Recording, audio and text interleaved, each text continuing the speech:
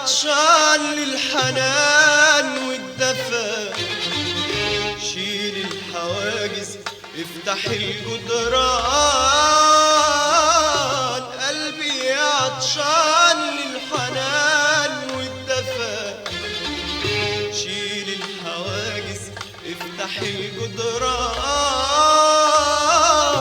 وانده على الحب اللي ضاع واختفى من بين قلوب الأهل والخلان.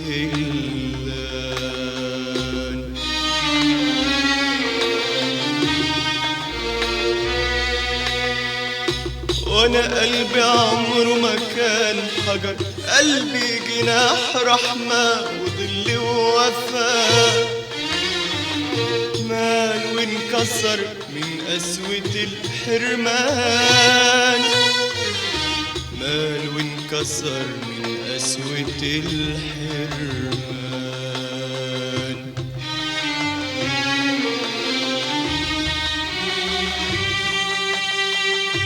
حجر صوان لكنه مهما كان ظلي ومرسايا وجراحي ودوايا، ارتاح في حضنه وانسى ليل الجفا وغربة الأحزان.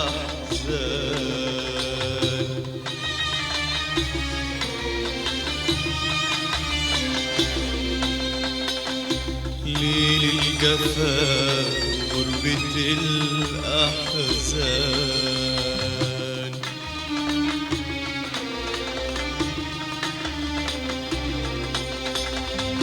ليل الجفا وغربة الأحزان.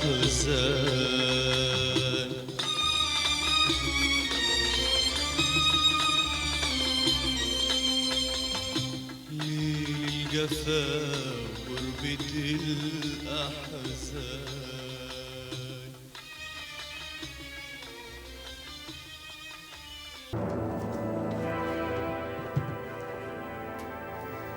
قلوبنا نهدي فيه مفيش فايدة. أنا مش عارفة أقول إيه لشلة النادي لو عرفوا بالموضوع ده.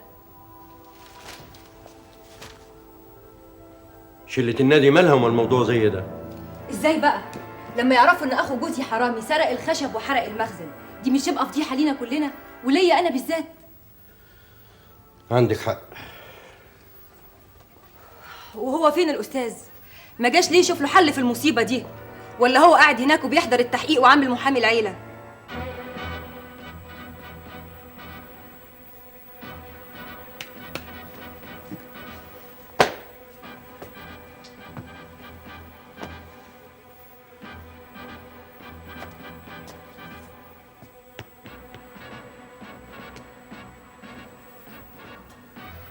رشدي، انت ازاي بتقول كده؟ انا مش ممكن اعمل حاجه زي دي. للأسف يا حامد، عباس أقنع بابا إنك أنت الوحيد اللي ممكن تعمل كده. عباس هو اللي عملها ولزقها في حامد.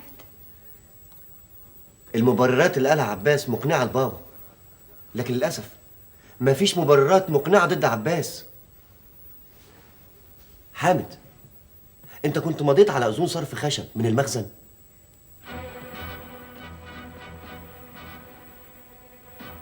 مين اللي قال الكلام ده؟ عباس معاه أذونات ممضية باسمك. عباس هو الراجل اللي عملها. صدقني هو اللي عملها. حكمت. ايوه يا حامد. حكمت، فاكره لما حكيت لك مره على ورقه حطها لي عباس في وسط الورق من غير انا ما اخد بالي، وكان المفروض امضي عليها، وبعدين انا لما تنبهت قام خدها وقطعها. ايوه انت قلت لي صحيح، انا فاكره. حتى بالاماره كان اذن صرف خشب. اهو. إمتى حصل الكلام ده؟ حصل من مده. ايوه، يوم بابا ما جالي النادي. رشدي، الاذنين دول اكيد عباس دسهم لي في وسط الورق من غير ما اخد بالي وخلاني مضيت عليهم. انا اصلي مش ممكن اعمل حاجه زي كده، مش ممكن. مهما كان الخلاف بيني وبين ابويا، ما مستحيل تصرفي يوصل للدرجه دي. ده ابويا، ده ابويا برضه يا رشدي.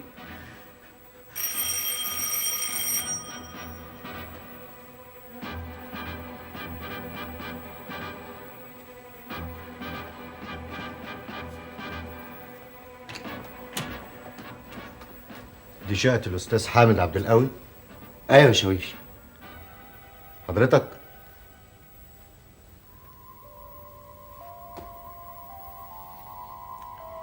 لا. انا حامد يا شويش. طب في إشارة من اسم الويلي عاوزين حضرتك حالا.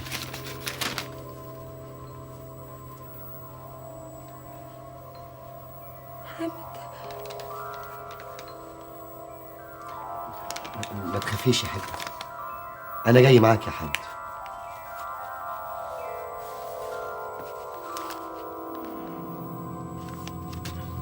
ما تخافيش. اتفضل. الراجل ده اكيد اتجنن. ازاي يهون عليه يرمي ابنه في السجن؟ لو كنت شفته وهو داخل عليا كنت قلت عليه وحش كاسر. الغضب عم عني عن اي حاجه تانية. انا ابصم بالعشر ان عباس ورا الملعوب ده، لكن طمني، النتيجه هتكون ايه؟ هيبات في الحجز تحت تصرف النيابه لحد ما ياخدوا اقواله بكره الصبح. الله عال يا حاج عبد القوي، الله عال. انت تنام على فرشتك وابنك ينام في السجن. رايح فين يا بابا؟ انا رايح له. لكن يا بابا حضرتك عارف اللي بينك وبين الحاج.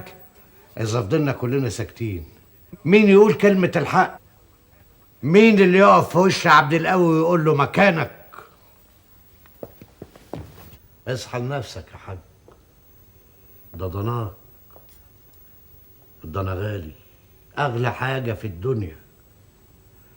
حتى لو كان غلط يا حاج ما ترميهوش في السجن، خده في حضنك، خليه يحس بدفء قلبك، انصحه، ولو كان غلطان هيسمع كلامك. يسلم بقك يا عم صابر. امشي نجر جوه. ايه؟ انت جاي تديني درس وتوعيني يا صابر؟ وماله يا حاج؟ انا مش قايل لك ما تجيش هنا تاني؟ وتقدر تقولها مرة واثنين وثلاثة وعشرة. ورغم كده جيت برضه. اي، لاني باقي على العشرة، باقي على العيش والملح. اوعى يا حاج، اوعى ترمي ابنك في السجن. عارف لو انت عملت الغلطة دي هتندم عليها طول عمرك. طب اتفضل، اتفضل بره، اطلع بره. انا خارج. انت فاهم اني هقعد واسمع كلامك واشوفك وانت بتعمل فيا كده؟ انا خارج. بس قبل ما اخرج انا عايز اسال سؤال واحد بس. الحريق في المخزن حصل الساعه كام؟ الساعة 12:15 يا عم صابر. 12:15؟ أيوه. يا ما انت كريم يا رب. انا كنت مع حامد من 11 ل1:30 بعد نص الليل. صحيح يا صابر؟ يعني حامد كده يبقى براءة؟ ربنا يخليك يا عم صابر. ده ملعوب جديد ده يا صابر، عايز تنجيه بعد ما اذاني؟ حامد ما اذاكش يا حاج. امال مين غيره؟ صاحب الوشايه. انت كذاب، انت دايما بتقوي ولادي ضدي. مين عارف، يمكن تكون انت اللي عاملها ولا يمكن تكون شريكه كمان. بابا سيبه، سيبه يضربني اذا كان ده يشفي غليله. لا يا حاج مش كده، امال عشان خاطري. اضربني يا حاج، موتني، انا رضيت ضميري وقلت كلمة الحق. بقى عايز تشهد زور بابا وتنجيه بعد ما حرق مالي وحرق حالي؟ بابا يا حاج مش كده. يا بابا ارجوك، عم صابر ما يستاهلش اللي بتعمله فيه ده كله.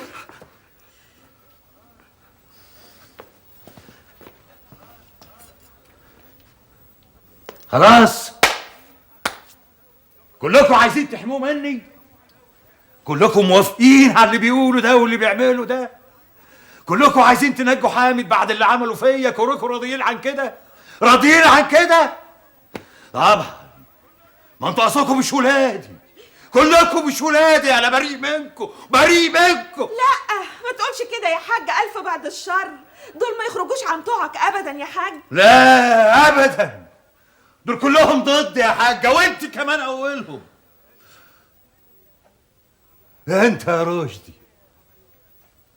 عملت فيك ايه انا حاجه وحشه يا رشدي؟ ها؟ انا ربيتك وخليتك زي ما انت دلوقتي اهو. كنت بتاكل احسن اكل وتلبس احسن لبس وتصرف مصروف ما بيصرفهوش استاذك في الكليه. جوزتك، جوزتك جوازه يتمناها اجدع شاب موجود في الدنيا. لكن انت بقى ناكر للجميل، ناكر للنعمه، اعمى مش عارف طريقك فين ولا الصح فين. عملت فيك ايه انا وحش يا رشدي؟ يا وانت علي ايه عملت لك ايه انا حاجه وحشه؟ عايشه متهننه ومتدلعه وبتجيلك كل طلباتك، عايشه عيشه ولاد الزواج تمام واكتر. عملت لكم ايه انا حاجه وحشه عشان تيجوا كلكم ضدي؟ ها؟ لكن لا، انتوا مش ولادي. ايوه مش ولادي، انا بريء منكم يوم القيامه. مش ولادي ابدا ابدا، انا بريء منكم يوم القيامه. انت مصمم فعلا انك تشهد زور؟ يا ابني لما ابعد الظلم عن حد ما تبقاش شهاده زور. لا يا بابا، انا مش موافق. ثم انا راجل قانون. انا عارف انك راجل قانون، لكن ياما في السجن مظاليم، انا مش عايز ازودهم واحد. يا بابا ما تتكلمش في الموضوع ده يا سيد. حامد ابن الحاج عبد القوي ابني، اتولد على ايديا، وفوق كده امه لها عليا افضال، وفوق ده وده انا متاكد انه بريء. وجالك منين؟ قلبي. انا مش موافق. معلش، اسمح لي اخلفك المره دي علشان ارضي ضميري.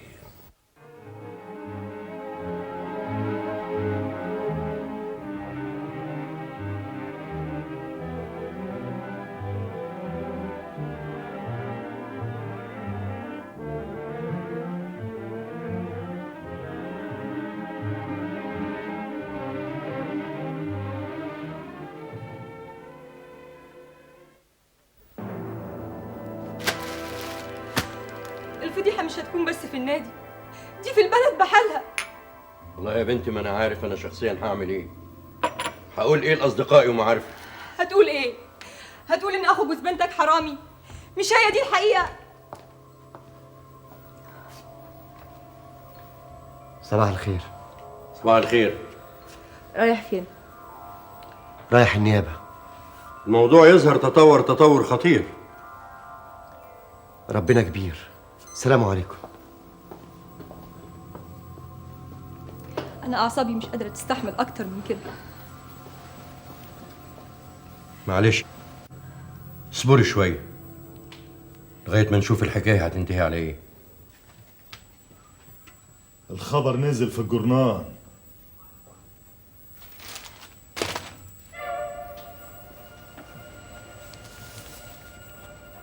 القبض على لاعب الكرة المشهور حامد عبد القوي بتهمة سرقة وإشعال النيران في مخزن للأخشاب.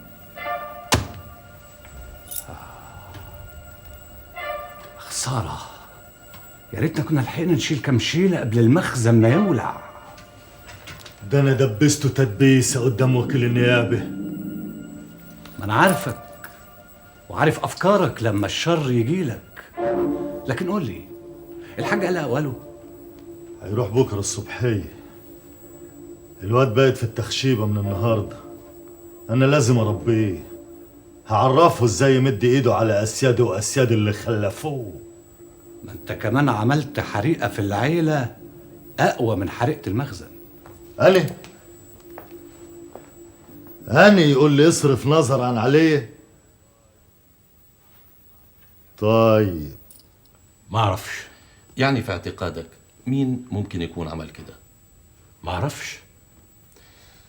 الأستاذ عباس مندوه مدير الشركة يعتقد بأن الفاعل ممكن يكون ابنك حامد.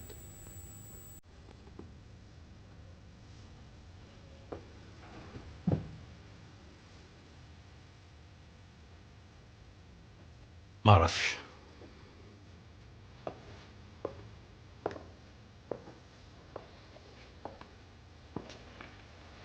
العنوان ايه بسرعة؟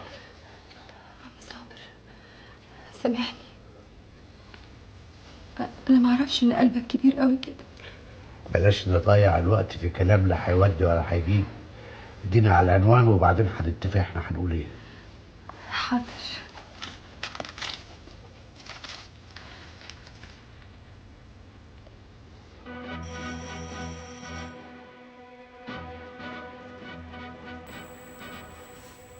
وقررنا إطلاق سراح المتهم بضمان بطاقته العائلية، ونبهنا عليه بعدم مغادرة البلاد لحين التصرف النهائي في القضية.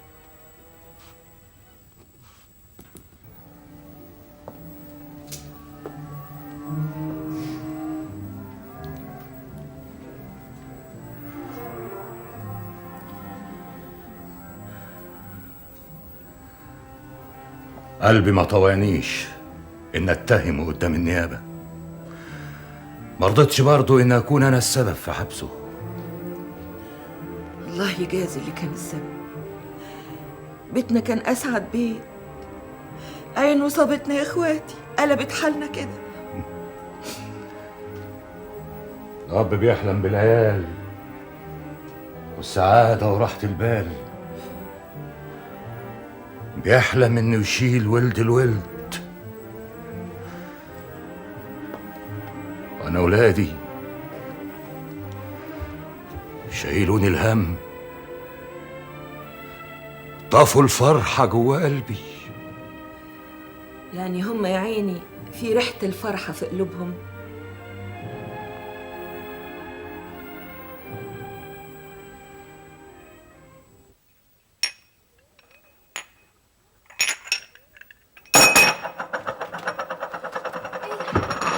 ايه يا حبيبي؟ مالك؟ مالي ايه؟ ده خلاص حاسس ان انا انتهيت. سمعتي في النادي بقت زي الزفت. مش هقدر ارفع عيني في عين حد بعد كده، ومش بعيد كمان يرفدوني من النادي طبعا، علشان سمعة النادي وسمعة لعيبته واعضائه. خلاص يا حبيبي خلاص، ان شاء الله الموضوع هيعدي على خير. شهادتي انا وعم صابر اثبتت انك كنت معانا هنا، مش في مكان الحريق يا حبيبي. شهادة ايه بس؟ شهادة ايه؟ في اذون صرف الخشب، وفي تقرير المعمل الجنائي مين عارف المستخبي هيكون ايه؟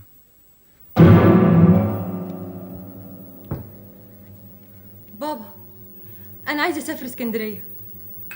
سبقتيني بالتفكير يا ناني. كنت لسه هقترح عليكم الاقتراح ده. سافروا لكم يومين غيروا هوا.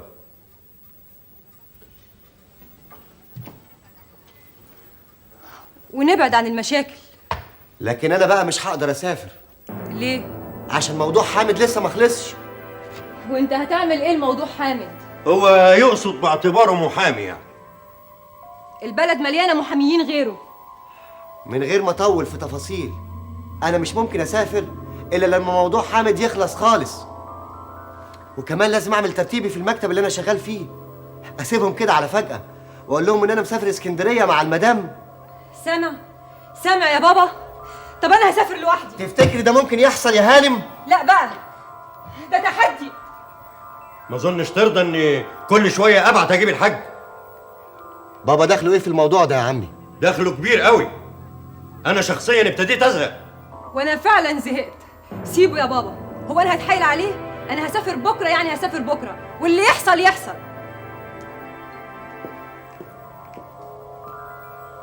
والدك بيمر بظروف صعبه، مفيش داعي تزود همومه. المفروض انك تكون مرن اكتر من كده. بدل ما تقول مش مسافر خالص، قول لها نسافر خميس وجمعة ونرجع على طول. يبقى لا هتعطل مصالحك ولا هتعارض مراتك المعارضة الحادة دي اللي لا بترضيني ولا بترضيها.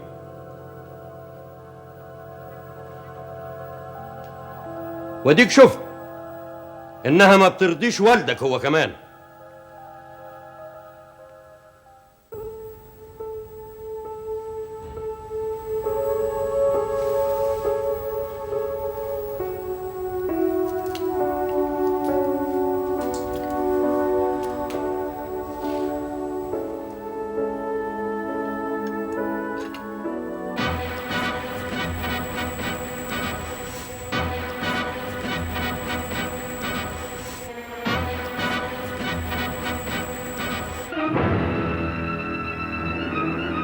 حماده، حماده،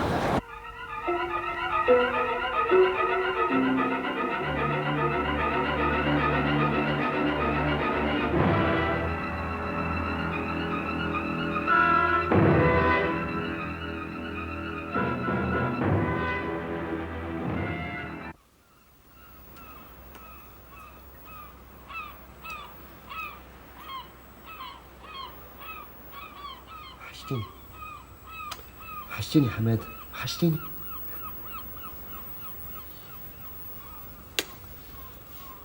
ايه الحلاوه دي؟ ايه؟ ايه في ايه؟ نور؟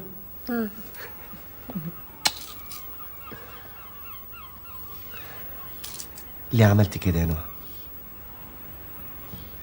حبيت ابعد عنك عشان ما اكونش عقبة في طريقك او سبب يقف بينك وبين والدك.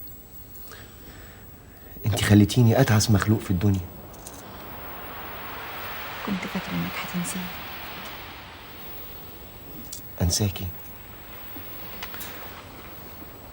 مش ممكن. وانا كمان ما نسيتكش يا رشدي. العذاب اللي شفته كان فوق الوصف. نهى، قرار جوازي من رئيفة كان قرار القضاء عليا، قرار اليأس، ضلم الدنيا في وشي. بس انا مش عايزة اكون سبب في خلاف بينك وبين مراتك. أرجوك يا نهى ما تبعديش عني تاني، ما تغلطيش نفس الغلطة مرتين. أنا محتاج لك، عايزك تبقي جنبي. نهى، أنا قلت لك زمان بحبك، ولغاية دلوقتي لسه بحبك.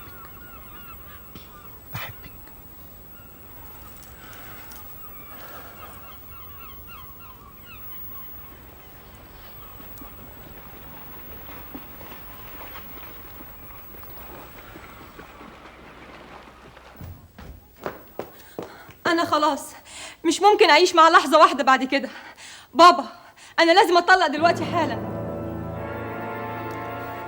هدي نفسك يا حبيبتي، هدي نفسك. مفيش هدي نفسك، مش هعيش معاه، يعني مش هعيش معاه.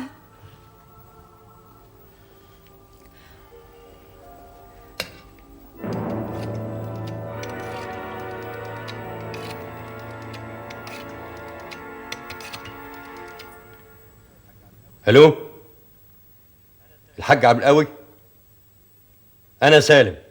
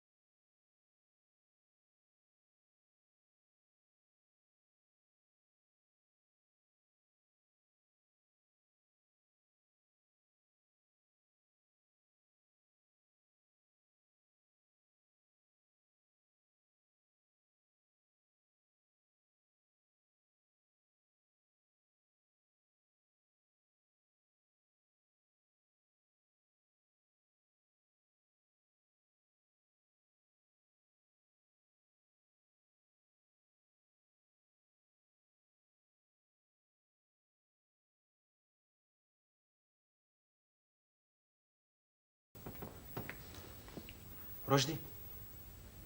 مساء الخير يا سيد. اهلا يا رشدي. جيت امتى؟ انا سالت عليك في التليفون، حماك قال لي انك سافرت. الحمد لله على السلامة يا رشدي يا ابني. الله يسلمك يا عم صابر. ازيك؟ وحشتني يا عم صابر. يا واد مالك؟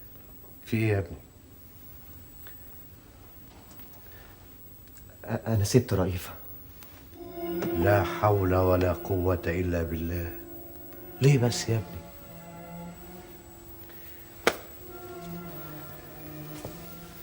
هي مش كانت معاك في اسكندريه؟ ايوه، سابتني هناك ونزلت مصر، وانا حصلتها وجبنا المأذون وانتهى كل شيء. لا حول ولا قوة إلا بالله. ليه بس يا رشدي يا ابني؟ اشتريت نفسي يا عم صابر، استرديتها، ثم ان ده كان طلبها وطلب ابوها كمان. وعم الحاج عرف؟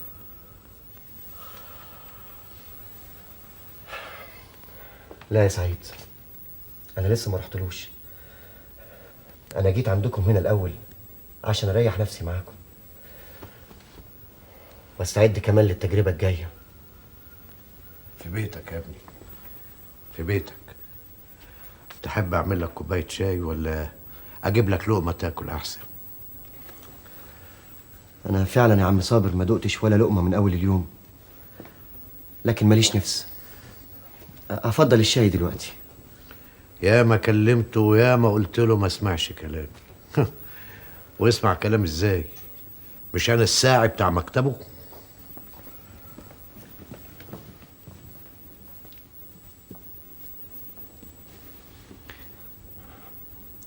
انا شفت نهى في اسكندرية. صدفة؟ ايوه،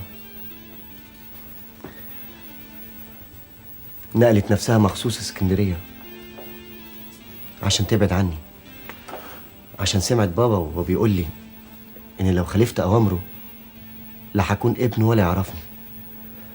افتكرت انها هتفتح لي باب السعادة لو بعدت عني واختفت من حياتي. يا سلام يا رشدي، مين في الدنيا يضحي بنفسه كده؟ سعيد، لو بابا عارض في جوازي انا هسيب البيت، هسافر اسكندرية، هشتغل هناك. انا مش ممكن ابعد عن نهى تاني ابدا باي تمن ومهما كانت النتيجة. مش عايز اشوفه دلوقتي، لان لو شفته هطرده زي اخوه الاولاني. عشان كده انا مش عايز اشوفه دلوقتي.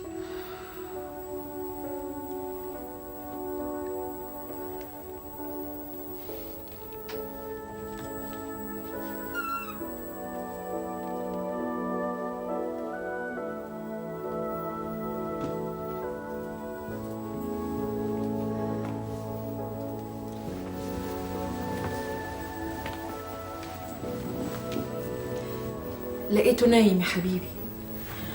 اروح اصحيه، ده هيفرح قوي لما يعرف ان رشدي هنا. اسكت انت دلوقتي يا حماده. هو انا قلت حاجه غلط يا ماما؟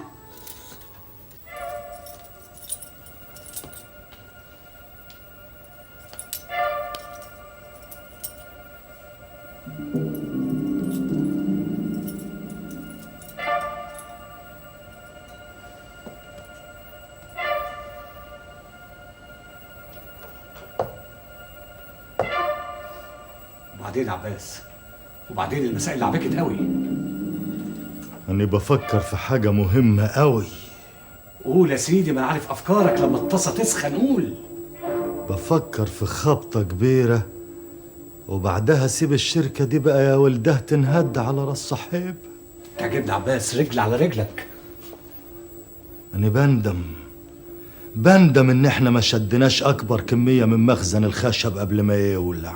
ملحوقه يا اخي ملحوقه، بس فهمني ايه اللي في افكارك كلها عشان خاطر افكر معاك. ها؟ لا مش وقته. الصبر حلو، ما تطرشنيش. استنى عليا يا اخويا لما تستوي. عايز ايه يا دي انت دلوقتي؟ عايز ايه؟ عاوز فلوس. فلوس ايه اللي انت عايزها؟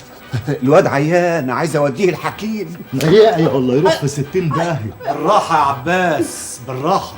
اللي زي ده ما ينفعش فيه الراحه. عباس بالراحه بالراحه، اسمع كلامي. انا مش منقول من هنا الا لما اخد فلوس. طيب يا فرجاني، طيب ايه؟ فهمنا يا فرجاني، عايز كام؟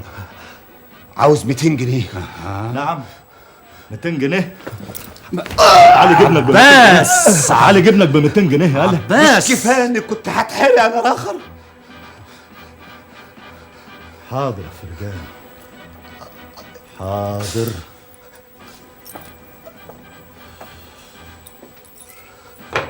ماشي يا فرجاني، هديلك 200 جنيه بس اصبر عليا، اصبر عليا يا اخويا يومين 3. انا عايز فلوس دلوقتي. عباس اديله اي حاجه ماشي بيها نفسه دلوقتي، اديله اي حاجه. حاضر يا فرجاني، اتفضل يا فرجاني. ال10 جنيه دي ما هياش داخله في الحساب، وبعد يومين 3 هجيب لك اللي انت عايزه. امسك امسك. مبسوط؟ خلاص بقى فرجاني بقى، ده ليك بركه اللي فرجاني يا استاذ عباس. ما هو ما صبرش عليا اهو، وانا مزنوق في الفلوس. ايه يا فرجاني؟ يا كلام، هو اللي بينا يا جدع فلوس وبس؟ ده عيش وملح يا اخي. خلاص روق يا استاذ عباس، روق يا فرجاني. ها؟ طب يا استاذ عباس انا ماشي ومش هوصيك على فرجاني. ها؟ ده الراجل بتاعك يا اخي. ها، السلام عليكم.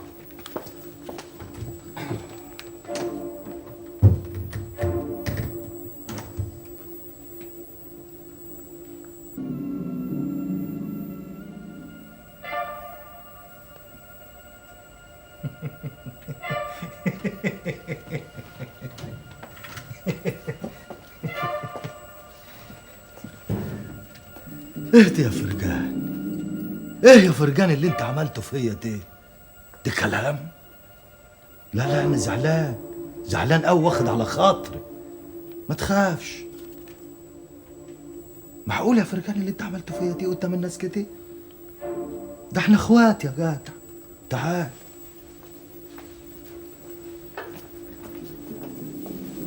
حط الفلوس في جيبك.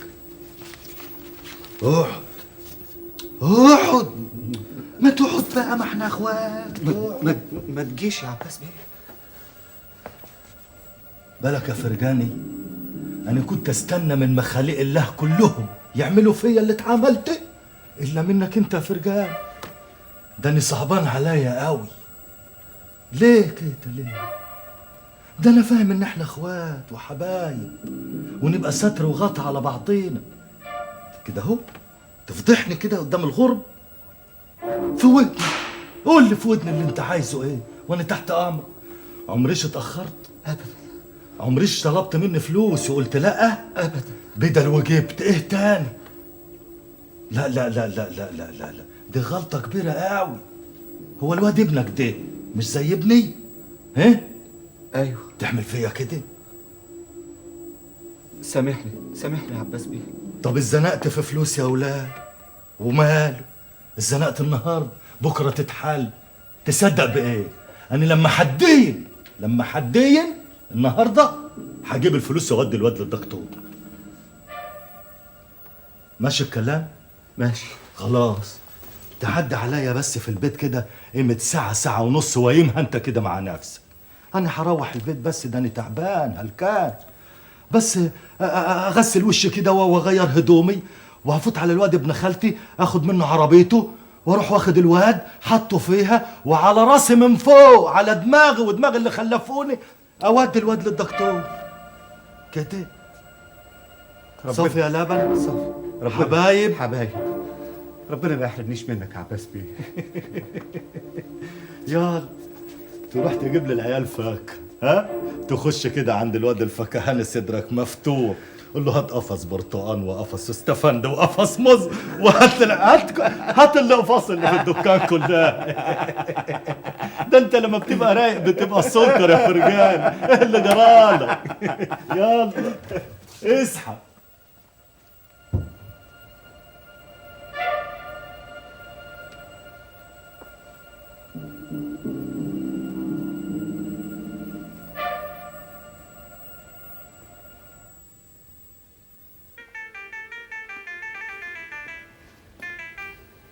انا جبت لك لقمه تاكل هنا يا حاج، مادام ما انتش عايز تفطر مع الولاد. ماليش نفس. يعني هتعيش على القدره كده اهو؟ ده انت طول الليل بقعدتك دي عينك ما غفلتش ولا دقيقه واحده. عشان خاطري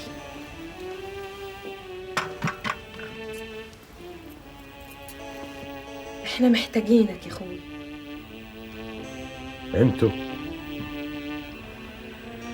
انتوا مين؟ انا ما استغناش عن تراب رجليك يا حاج، وولادك من كبيرهم لصغيرهم.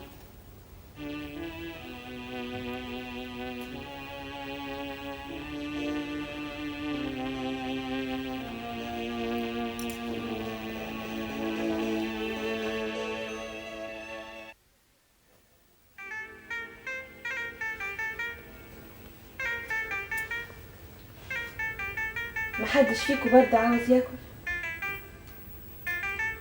انا ماليش نفس. ولا انا. ولا انا كمان، مع اني نايم من غير عشاء.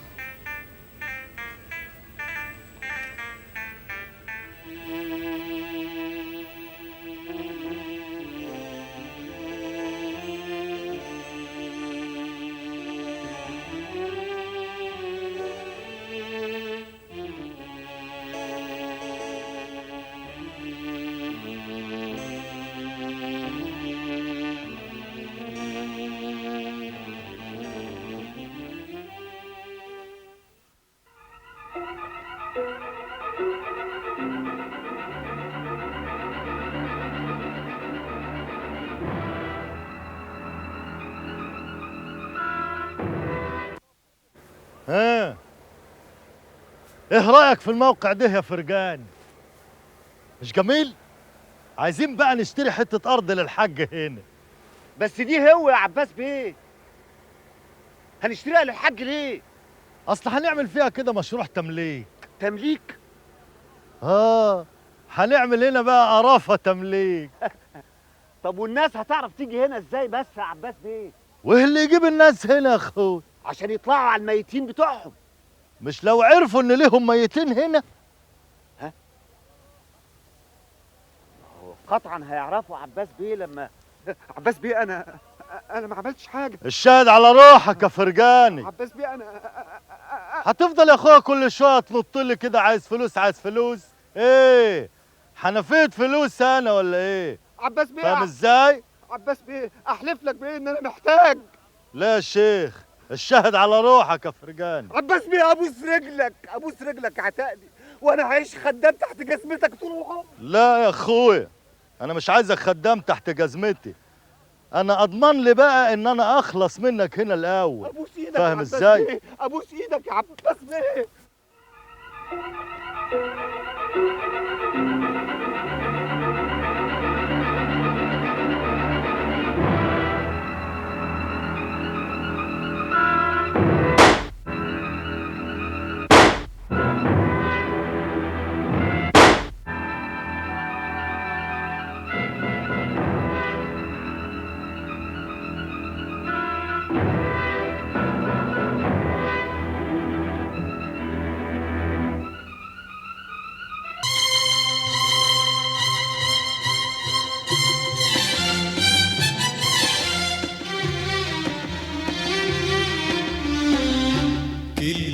قالوها زمان، يا هل ترى الإنسان اسمه من الإنسانية ولا من نسيان؟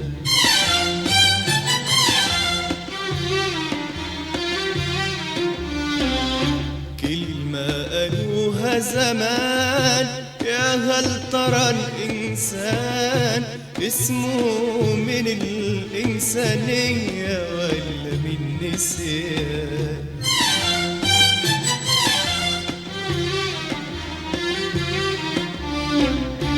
يا حب اروي السلام واطلق سراح المنام، يا حب اروي السلام واطلق سراح المنام، تطير تعانق تقابل بكرة بالأحضان، تطير تعانق تقابل بكرة بالأحضان، تطير تعانق تقابل بكرة بالأحضان، تطير تعانق